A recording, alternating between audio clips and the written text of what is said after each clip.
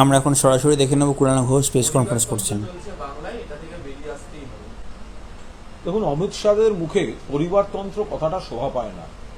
যারা অধিকারী private limited, Suvendu Adhikari CBI এর FIR named BJP যাকে চোর বলেছিল, সেই অধিকারী প্রাইভেট লিমিটেডকে বাবা, দাদা, ভাই, আর এক ভাই সহ বাই ওয়ান গেট 3 ফ্রি প্যাকেজে যারা নেয়, তাদের মুখে পরিবারবাদ কথাটা শোভা পায় না। গোটা দেশে বিজেপি নেতাদের পরিবার থেকে উঠে আসা রাজনীতিবিদদের যদি তালিকা দেওয়া হয়, সেটা একটা দীর্ঘ তালিকা।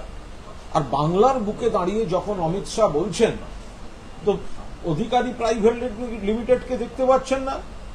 বাই ওয়ান গেট 3 ফ্রি 4খানা প্যাকেজে নিচ্ছেন তাদের মধ্যে কেউ কেউ সিবিআই এর এফআইআর নেম, লোকালি তাদের নানা ধরনের সমস্ত করাপশন চার্জে তারা রয়েছে। তো তারা যখন নিচ্ছেন তখন পরিবারবাদ থাকে না। কাঁচের ঘরে বসে ঢিল ছুটছেন অমিত শাহ। আরো একাধিক নমুনা দেখিয়ে দেওয়া যেতে পারে, যাতে বিজেপি পরিবারের যারা একাধিক পরিবার থেকে উঠে আসা সদস্যদের নিয়ে তারা এই ধরনের রাজনীতি করছে। আরেকটা বলছি, ভাতিজাকে সিএম চান না মোদিজিকে পিএম চান, এইটা প্রশ্ন করছেন সাধারণ। দেখুন, এটা লোকসভা নির্বাচন, এটা বিধানসভা নির্বাচন নয়। বাংলার বুকে এখন মমতা বন্দ্যোপাধ্যায় মুখ্যমন্ত্রী আছেন, আরো দীর্ঘদিন মুখ্যমন্ত্রী থাকবেন এবং তারপর অভিষেক বন্দ্যোপাধ্যায় মুখ্যমন্ত্রী হবেন, বাংলার মানুষের রায় নিয়ে হবেন।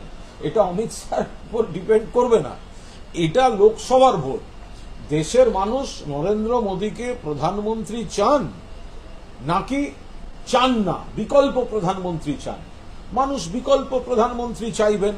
আর অমিত শাহ যদি নিজের অবচেতনে অমিত শাহ বনাম অভিষেক একটা লড়াই দেখতে পান, এ তো অভিষেকের কাছে একটা বিরাট সার্টিফিকেট।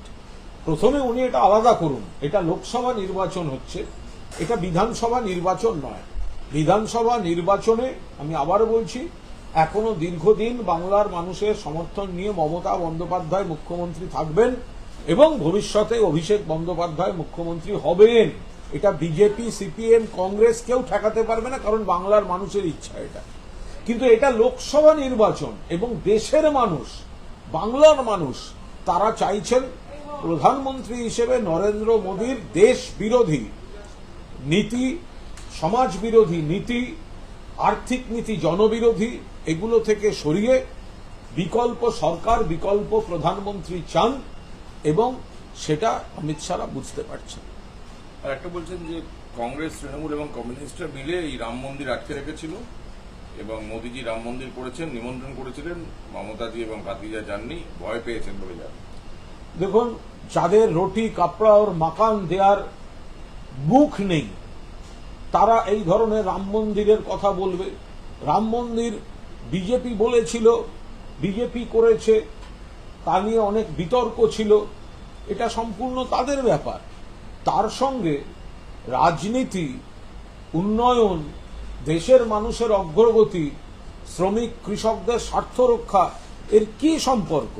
শ্রমজীবী মানুষ, বেকার, নতুন প্রজন্ম, শ্রমিক, কৃষক, মধ্যবিত্ত, নিম্নবিত্ত, কারুর স্বার্থ রক্ষা করতে পারেনি এই বিজেপি সরকার।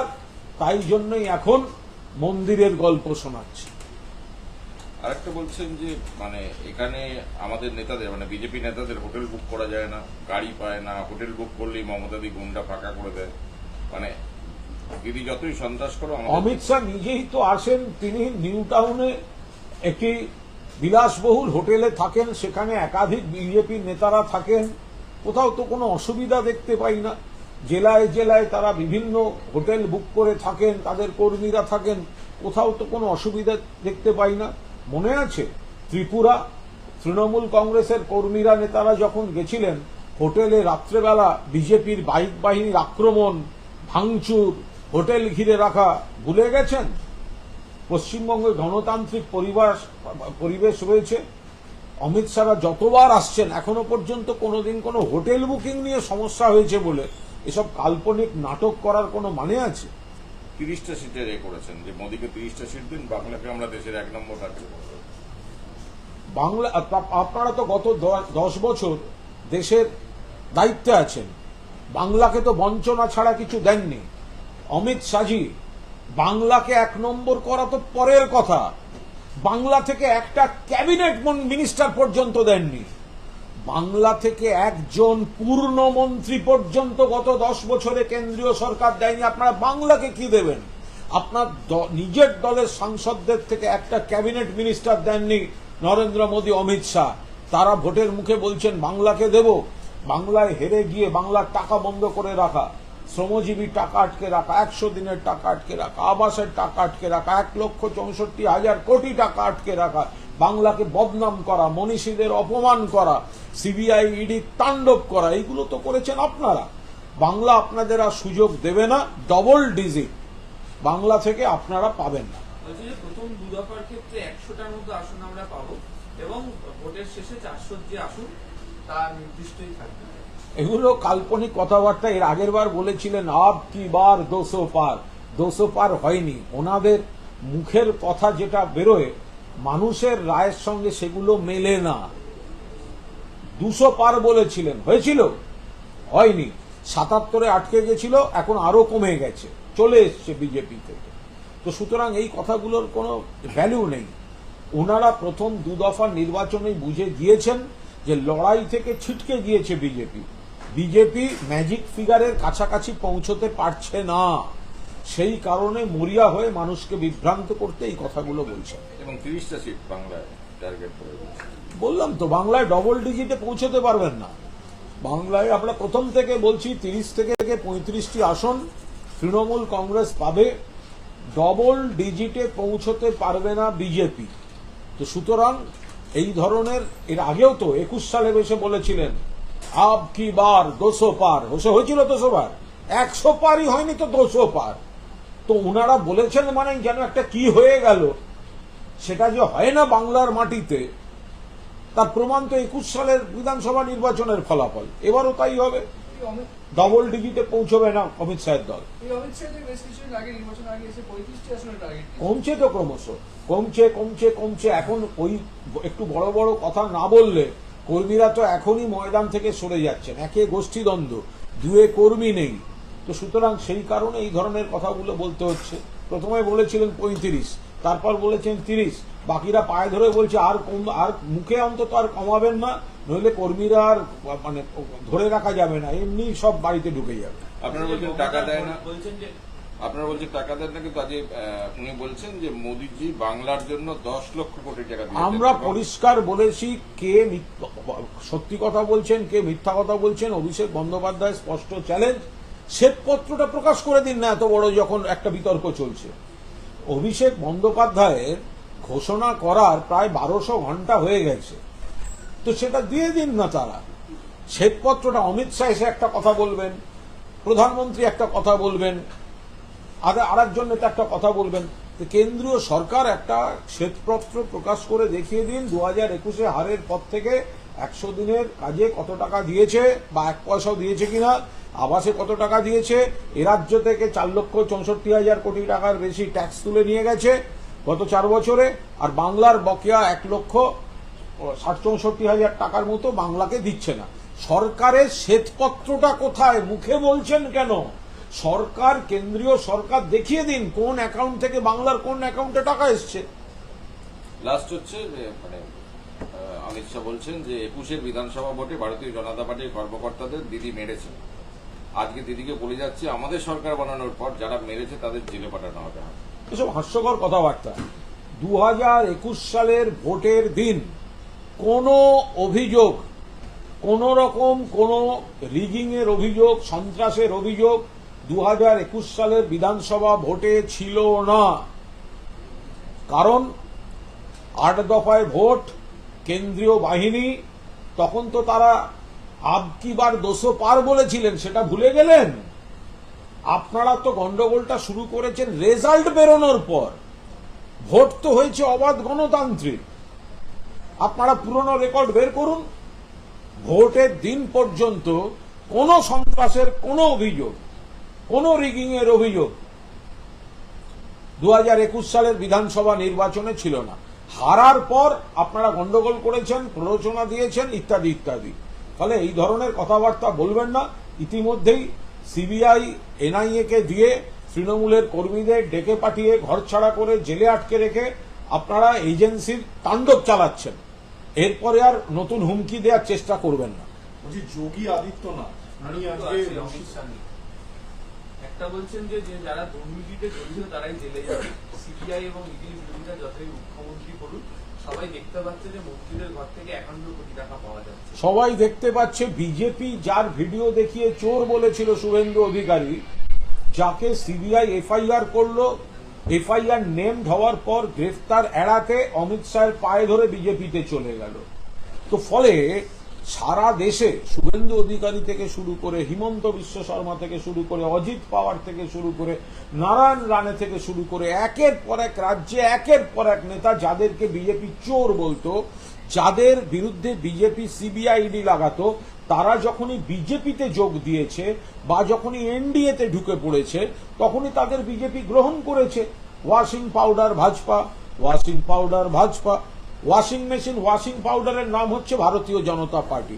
সুতরাং সারা ভারতবর্ষে দুর্নীতিগ্রস্তদের এজেন্সি দিয়ে প্রথমে তাড়া করা এবং তাদের শেল্টার দিয়ে নিজেদের দলে নিয়ে নেওয়া, এটাই অমিত শাহের কারবার। একটা হচ্ছে যে বলছেন যে মমতার ভোট ব্যাংক হচ্ছে দুর্নীতিতে ভরা, এখানে দুর্নীতি রুখবো এবং এই দুর্নীতি মানুষকে অপমান করছেন। সারা বাংলায় 7 বারের সাংসদ, 4 বারের কেন্দ্রীয় মন্ত্রী, 2 বারের রেলমন্ত্রী, 3 বারের মুখ্যমন্ত্রী বিপুল ভোটে বাংলার মানুষের আশীর্বাদ নিয়ে আসা। ভোট ব্যাংক আবার কি? বাংলার মানুষ, আবাল বৃদ্ধ জনতা, তারা মমতা বন্দ্যোপাধ্যায়কে আশীর্বাদ করেন, সমর্থন করেন, দুয়া দেন, ভালোবাসেন। তাদেরকে ছোট করার কোনো অধিকার অমিত শাহ নেই। যতবার করবেন বাংলার মানুষ, বাংলার মা বোনেরা তার উত্তর দেবেন।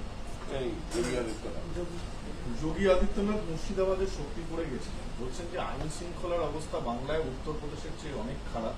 রামনবমীর মিছিলের যে ঘটনা ঘটেছে সেই ঘটনা যদি উত্তরপ্রদেশে ঘটতো তাহলে দোষীদের উল্টো ঝুলিয়ে দিতাম। বাংলায় হিন্দুরা কোণঠাসা হয়ে আছে। প্ররোচনা দিতে আসছেন, মিথ্যাচার করছেন, সাম্প্রদায়িক উত্তেজনা ছড়ানোর অভিযোগ তার বিরুদ্ধে বারবার উঠে আসছে।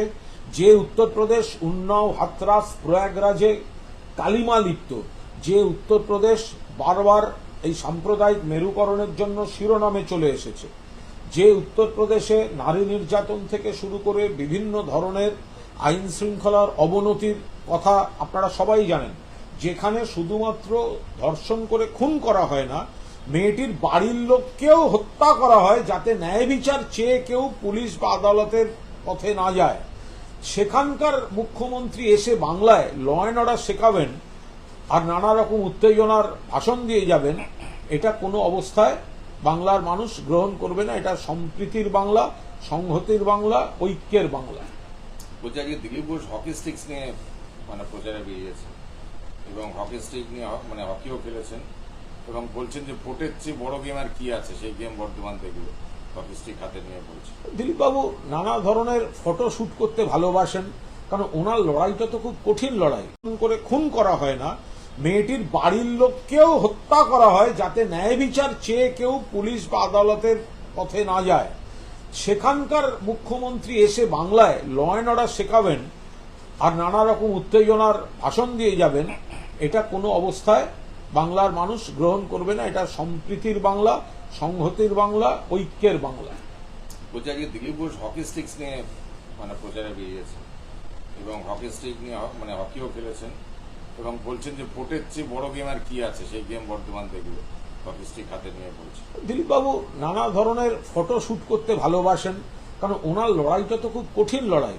একে তো জনতা তৃণমূলের দিকে, তার মধ্যে ওনার এলাকায় ওনার দলের লোকেদের মধ্যে বিজেপির অন্য অংশ নির্দেশ পাঠাচ্ছে দিলীপবাবুকে ভোট না দিতে, সহযোগিতা না করতে।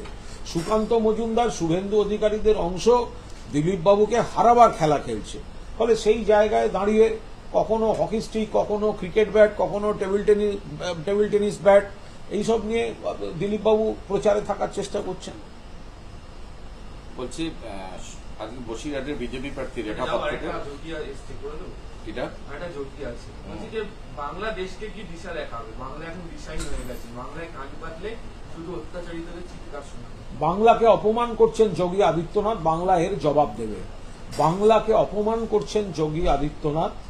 বাংলা এখনো, বাংলা আজ যা ভাবে ভারতবর্ষ আগামীকাল তাই ভাবে। আজ মমতা বন্দ্যোপাধ্যায়ের কন্যাশ্রী আর লক্ষ্মীর ভাণ্ডার পর্যন্ত সারা দেশকে নকল করতে হচ্ছে। কেন্দ্রীয় সরকারের যতগুলি বিভাগ যতগুলি রিপোর্ট দেয় তাতে দেখা যায় উন্নয়নের প্রশ্নে বাংলা কিন্তু যোগী আদিত্যনাথের উত্তরপ্রদেশ সহ অন্যান্য সমস্ত রাজ্যগুলিকে টপকে উন্নয়নে এগিয়ে আছে, আর অপকীর্তিতে খারাপ ঘটনায় এই উত্তরপ্রদেশ মধ্যপ্রদেশ এগুলো সব এগিয়ে রয়েছে। তো সুতরাং বাংলা আজও, বাংলার মেধা, বাংলার সাহিত্য, বাংলার সৃষ্টি, বাংলার ঐতিহ্য, এই জায়গাটা বিজেপি নষ্ট করতে চাইছে। বাংলা বিজেপিকে হারিয়ে দিয়েছে, তাই বিজেপি প্রতিশোধ নিতে চাইছে, টাকা বন্ধ করতে চাইছে, কুৎসা করছে, বদনাম করছে। এইসব করে কিছু বাংলাকে ঠেকাতে পারবে না। বসিরহাটের বিজেপি প্রার্থী রেখা পাত্রকে আজকে প্রচারে বাধা দেওয়া হয়েছে, যেটা তৃণমূলের বিরুদ্ধে অভিযোগ। ছবিতে দেখা গেল যে গাছের ডাল ভেঙে রেখা পাত্রর দিকে অনেক মহিলা পুরুষ তারা ধেয়ে যাচ্ছে। এর সঙ্গে তৃণমূলের কি সম্পর্ক? এলাকায় যদি লাগাতার কেউ মহিলাদের অসম্মান করেন, মিথ্যা প্রচার করেন, মহিলাদের সম্পর্কে কুৎসা করে নিজেদের রাজনীতি করেন, নিজেদের ইমেজ বিল্ডিং এ করার চেষ্টা করেন, সেখানে স্থানীয় মহিলারা আপত্তি করেছেন। সবকিছুর তো একটা সীমা আছে। লাগাতার মিথ্যাচার, লাগাতার কুৎসা, গ্রাউন্ড রিয়েলিটি এক কথা বলছে আর রটনা আর এক কথা বলছে, মিথ্যা মামলা এক কথা বলছে।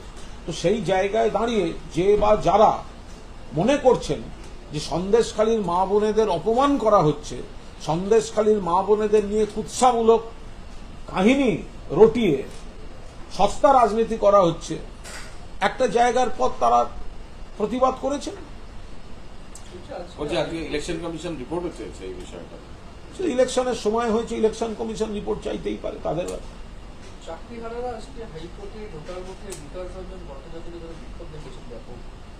দেখুন, বিকাশ রঞ্জন ভট্টাচার্যরা সম্পূর্ণভাবে দ্বিচারিতা করছেন। দ্বিচারিতা, এই যে নিয়োগ মামলা নিয়ে কেউ বা কারা অন্যায় করেছে, দল তাদের প্রোটেকশন দিচ্ছে না, সরকার তাদের প্রোটেকশন দিচ্ছে না, তাদের বিরুদ্ধে তদন্ত এবং শাস্তি হোক। কিন্তু মুখ্যমন্ত্রীর নির্দেশে যেটা চেষ্টা হচ্ছে, যোগ্য প্রার্থীদের নিয়োগ হোক। বিকাশবাবুরা এবং বেশ কিছু আইনজীবী, তারা মূলত সিপিএম এর, কংগ্রেস এবং বিজেপির, তারা কি করেছেন, তারা এই মুখে বলছেন যোগ্যদের চাকরি দিতে হবে, আর কোর্টে গিয়ে বলছেন এন্টায়ার প্যানেলটাকে বাতিল করতে হবে। বোঝার চেষ্টা করুন, যোগ্যদের কাছে গিয়ে বলছেন যোগ্যদের চাকরি দিতে হবে, আর কোর্টে গিয়ে মরিয়া হয়ে, আজকে তো একজন বিচারক বলেছেন বিকাশবাবুকে, বাতিল বাতিল করছেন কেন বারবার, আর কি পথ আছে বলুন। একটাই প্রার্থনা, আগে সব বাতিল করে দিন, সবার চাকরি খেয়ে দিন, তাহলে ঘোলা জলে মাছ ধরতে সুবিধা হয়। বিকাশবাবুদের এই পলিটিক্স চাকরি প্রার্থীরা ধরে ফেলেছেন, সেই কারণেই উত্তর দিতে পারছেন না, মুখ লুকিয়ে পালিয়ে গেলেন। তো বিকাশ রঞ্জন ভট্টাচার্যের তো সাহস হলো না সামনে দাঁড়িয়ে তাদের বুঝিয়ে বলার। বিকাশ রঞ্জন ভট্টাচার্য তো পুলিশকে ঢাল করে পালিয়ে গেলেন বিকাশ রঞ্জন ভট্টাচার্য। যদি বুঝতাম বাপের বেটা ওখানে দাঁড়িয়ে তাদের আইনি পয়েন্টটা বোঝাতেন, কেন বোঝাবেন না?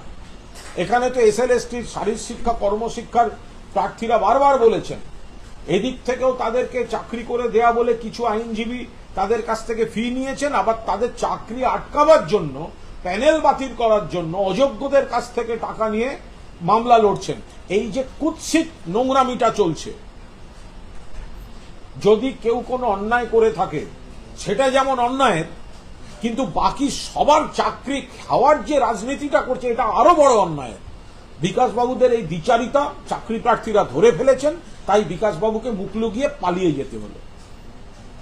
যোগী আদিত্যনাথ আজকে বলেছেন রামনবমীর সঙ্গে এখানে, রামনবমীর সময় এখানে সরকারি। বিকাশবাবু কদিন আগে একটি পত্রিকার অনুষ্ঠানে, আমি নাম করছি না, সাজানো কয়েকজন বামপন্থী আমাকে প্রশ্ন করেছিল কিছু, আমি বলার সময় ডিস্টার্ব করেছিল, আমি বামপন্থীদের বিরুদ্ধে বলার সময় আমায় বাধা দিয়েছিল।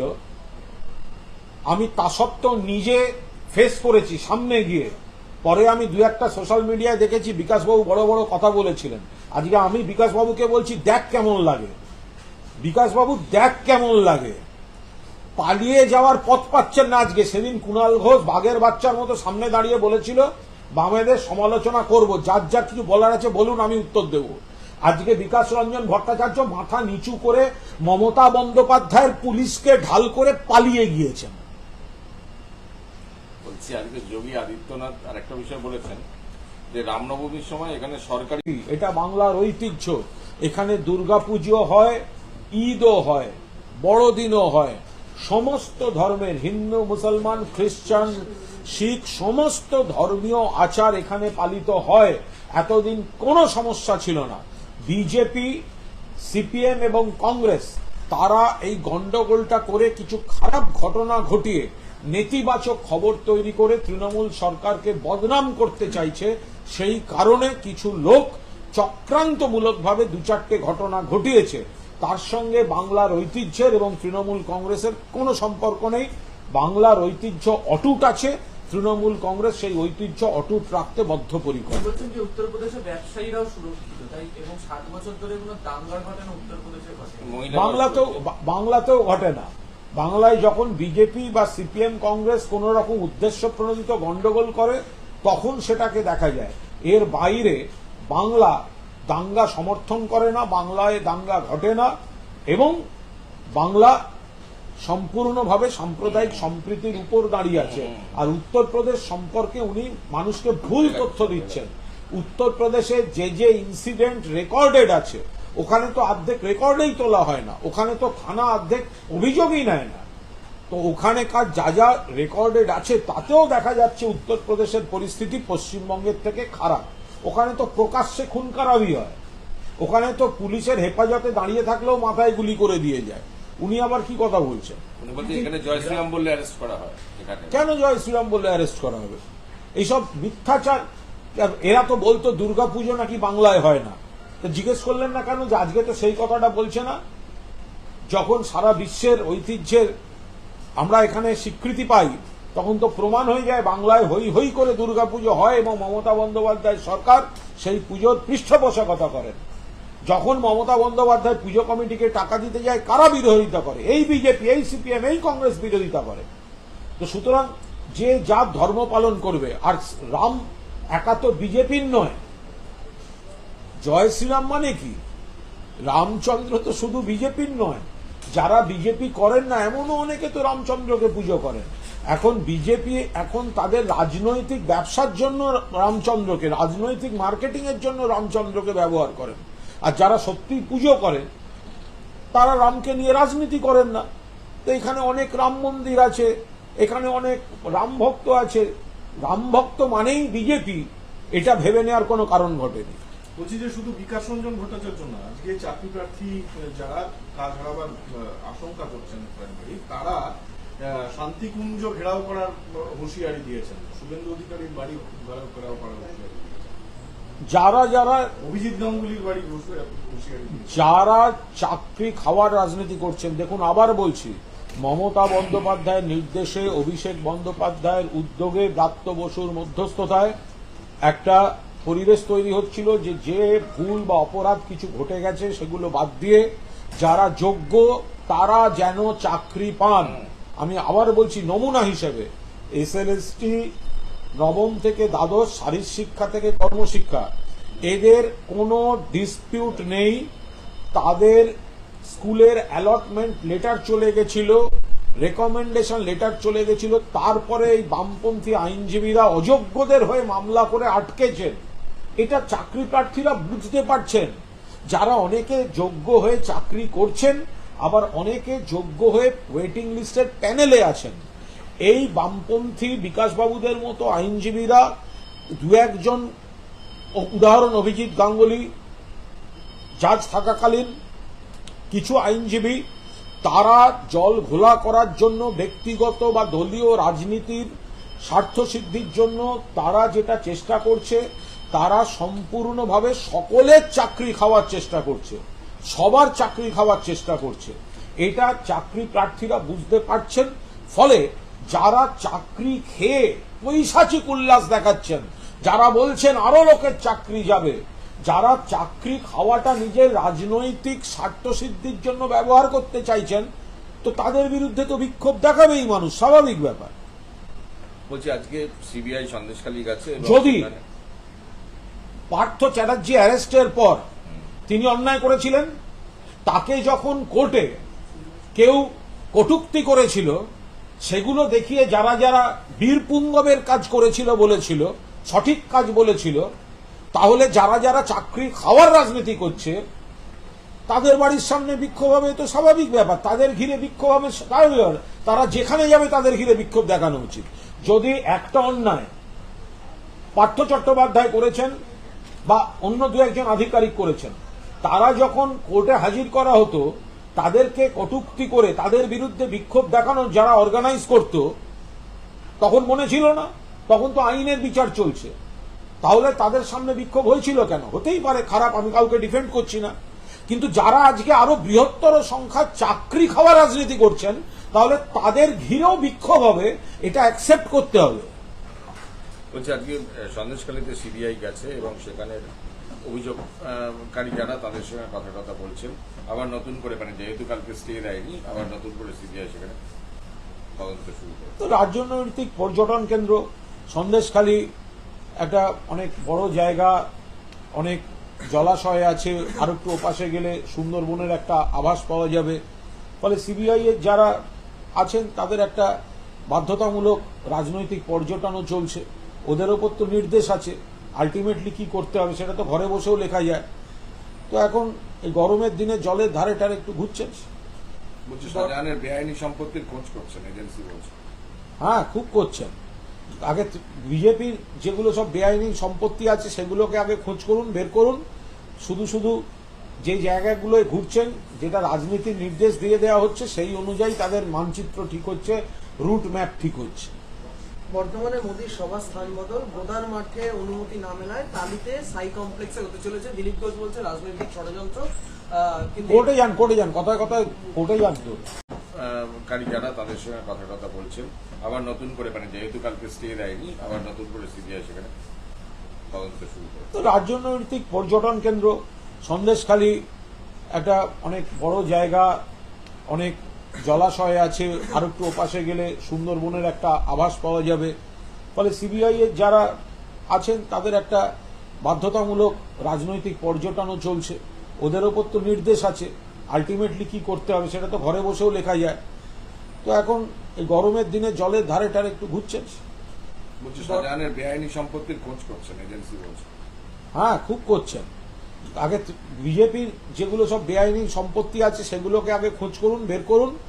শুধু শুধু যে জায়গাগুলোয় ঘুরছেন, যেটা রাজনীতির নির্দেশ দিয়ে দেওয়া হচ্ছে, সেই অনুযায়ী তাদের মানচিত্র ঠিক হচ্ছে, রুট ম্যাপ ঠিক হচ্ছে। বর্তমানে মোদীর সভার স্থান বদল, গোদার মাঠে অনুমতি না মেলায় তালিতে সাই কমপ্লেক্সে হতে চলেছে। দিলীপ ঘোষ বলছে রাজনৈতিক ষড়যন্ত্র। কিন্তু কোর্টে যান, কথায় কথায় কোর্টে যান। তো রাজনৈতিক যদি ষড়যন্ত্র হয়ে থাকে কোর্টে যান।